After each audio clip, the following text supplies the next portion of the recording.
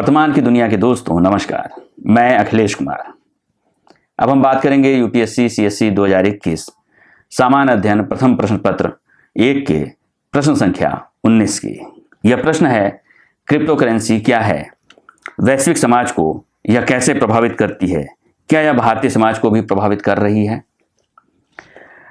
250 शब्द और 15 अंक के इस प्रश्न पे आपको जिन बातों पे ध्यान रखना है वह यह है कि पहले आपको क्रिप्टो करेंसी क्या है इसको परिभाषित करना है, साथ ही आपको यह भी बताना है कि वैश्विक समाज पर और फिर भारतीय समाज को यह कैसे प्रभावित कर रही है। यानी एक साथ इस प्रश्न में 3 प्रश्न हैं और इन तीनों का उत्तर देना है सिर्फ 250 शब्दों में, जो कि आसान काम नहीं है। बावजूद इसके आप कुछ मुख्य जो तत्व हैं, जो मुख्य पॉइंट हैं, उनको ही आप इसमें रख सकने की स्थिति में होंगे और उन्हें ही रखिए भी, क्योंकि इसके प्रभाव के सकारात्मक और नकारात्मक पक्ष होंगे और इन सकारात्मक और नकारात्मक पक्षों को आपको अलग अलग लिखना होगा।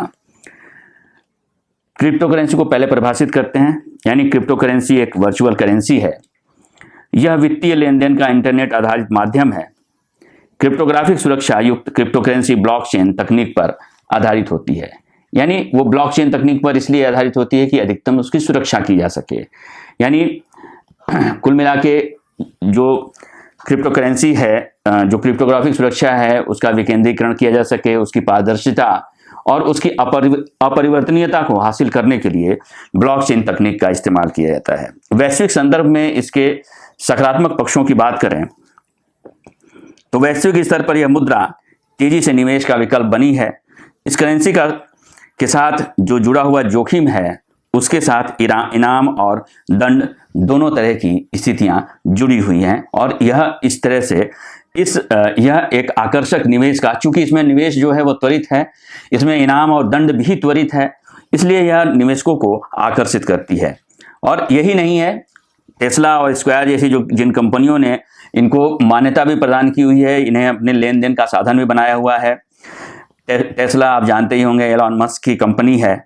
और इसके साथ साथ अल सल्वाडोर जैसे देश हैं जिन्होंने इसे शासकीय करेंसी के रूप में इस्तेमाल करना शुरू कर दिया है। यानी कुल मिलाकर धीरे धीरे ही सही वैश्विक स्तर पर इसे जिस तरह की मान्यता मिलती जा रही है, कंपनियों द्वारा भी और देशों के द्वारा भी, निश्चित रूप से आने वाले दौर में इसको और मान्यता और बेहतर स्थितियां इसकी हो सकती हैं।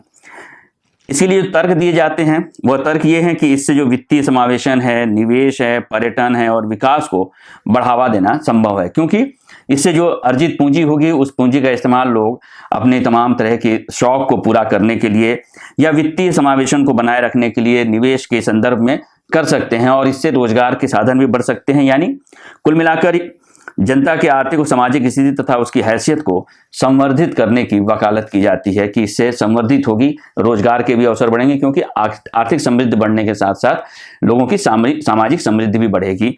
यह उसके संदर्भ में पक्ष दिए जाते हैं।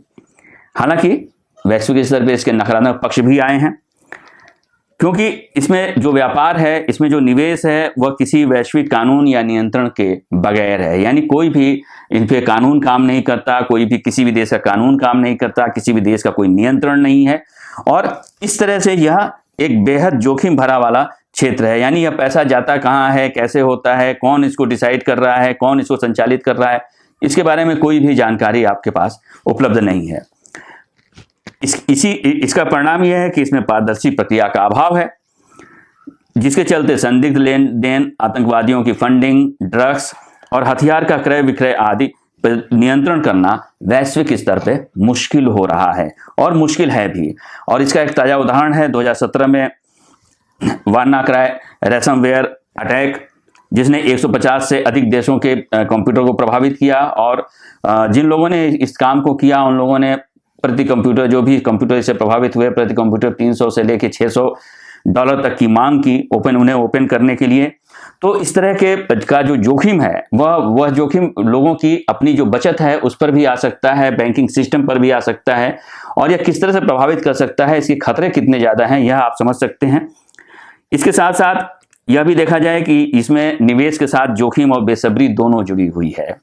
निवेश में जोखिम तो है ही है, लोगों की बेसब्री, यानी निवेश करना, और वो जो निवेश होता है वो लंबे अवधि के लिए निवेश नहीं होता। इसमें ज़्यादातर जो निवेशक हैं वह या तो इंट्राडे होते हैं, यानी दिन भर में ही अपना कमा के निकल गए, या कुछ ही दिनों के में ही कमा के निकलने की कोशिश में रहते हैं। और ये जो तीव्रता है यह उस तरह के एक सामाजिक मनोविज्ञान को जन्म देती है, जिसके चलते लोग आत्मकेंद्रित होते जा रहे हैं और सामाजिक जिम्मेदारियों से दूर होते जा रहे हैं, जिसका कुल मिला के सामाजिक कुप्रभाव समाज पर पड़ सकता है। इस संदर्भ में यह नकारात्मक है।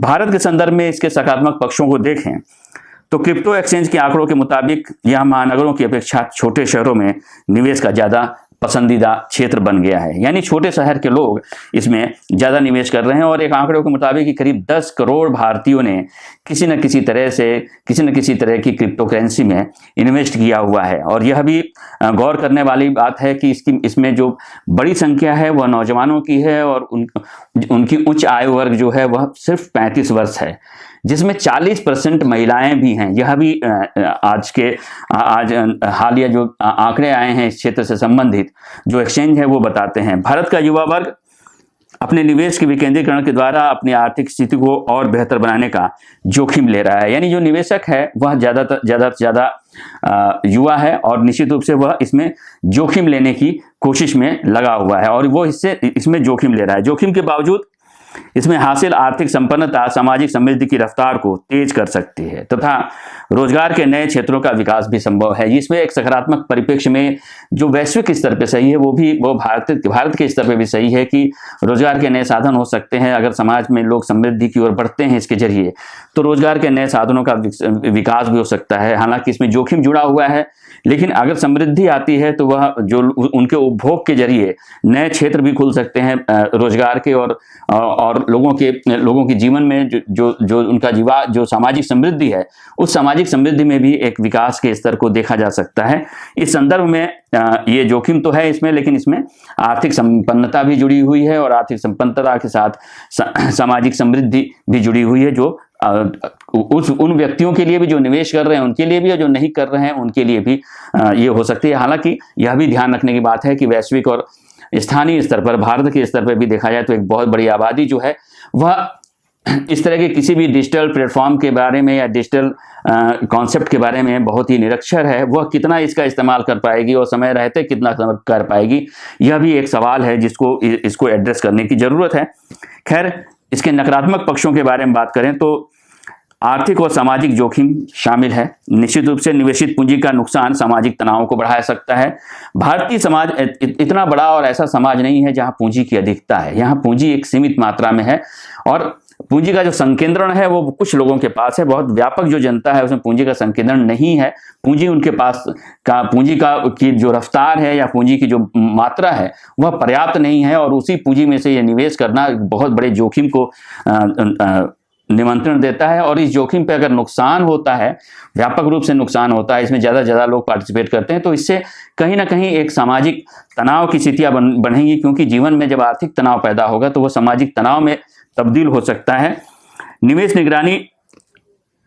निगरानी के नहीं होने के चलते, इसमें निवेश की निगरानी नहीं है, आप जान ही रहे हैं, तो टैक्स चोरी और अवैध लेन देन की आशंका बढ़ सकती है। और यह भारत के संदर्भ में जहाँ पे कानून उतने कारगर नहीं हैं जितने कि वैश्विक स्तर पे जो विकसित देशों के यहाँ हैं, तो यह एक खतरा है डिजिटल इकोनॉमी को लेके। और इसका एक उदाहरण अभी हाल में ही घटित हुआ, जब फलस्तीनी उग्रवादी संगठन हमास ने एक भारतीय व्यापारी के क्रिप्टो करेंसी का गलत तरीके से अपने अकाउंट में ट्रांसफर कर लिया, और उसको मालूम ही नहीं चला कि वो कब ट्रांसफर हुआ, कहाँ चली गई वो क्रिप्टो करेंसी। और वह एक बहुत बड़ा नुकसान है। अगर यह व्यापक पैमाने पर अगर इस संरचना को लागू किया जाता है, अगर इस तरह की घटनाएं होती हैं, तो आप अंदाजा लगा सकते हैं कि कितना सामाजिक तनाव पैदा हो सकता है।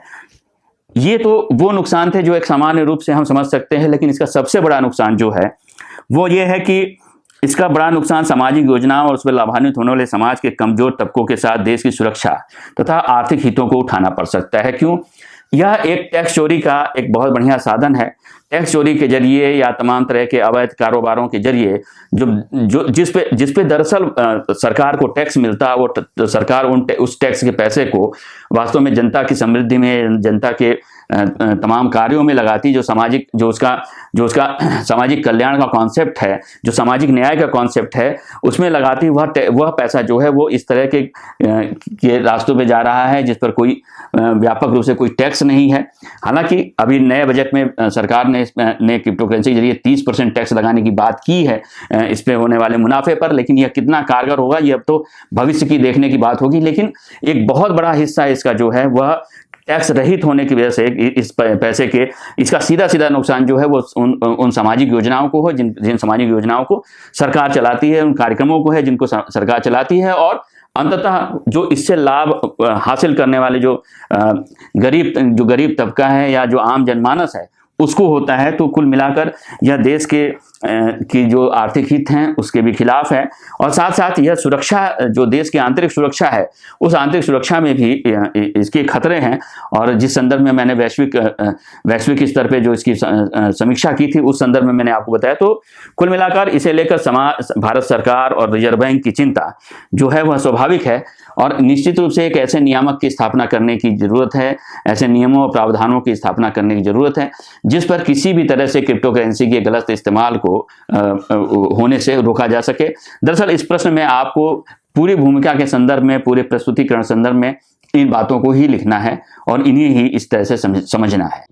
अगर वर्तमान की यह पहल आपको पसंद आई हो तो हमारे वीडियो को लाइक करें और चैनल को सब्सक्राइब करें। शुक्रिया।